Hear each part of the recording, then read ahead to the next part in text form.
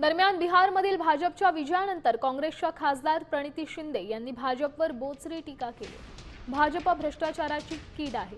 भाजपने कायमच जनतेत फूट पाडण्याचा प्रयत्न केला। तर बिहारमधील निवडणुकीत भाजपने ईव्हीएम मशीन मॅनेज केल्याचा गंभीर आरोपही प्रणिती शिंदेंनी केला।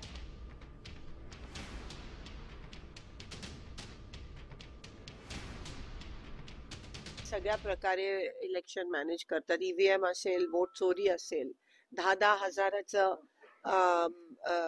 भ्रष्टाचार असेल, लीगल भ्रष्टाचार, आणि त्यांना आधीपासून हे सगळं माहिती असतं आणि त्यांचं एक रेटॉरिक असतं। त्यांना लोकांमध्ये नेहमीच फूट पाडायची असते। ती भाजपची रणनीती झाली आहे।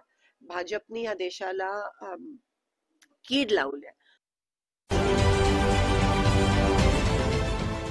देश विदेशातील प्रत्येक घडामोडींचे लाईव्ह अपडेट मिळवण्यासाठी आता साम टीव्हीच्या सर्व सोशल मीडिया प्लॅटफॉर्मला लाईक, फॉलो आणि सबस्क्राईब करा। तसंच सर्व नोटिफिकेशनसाठी बेल आयकॉन प्रेस करायला विसरू नका।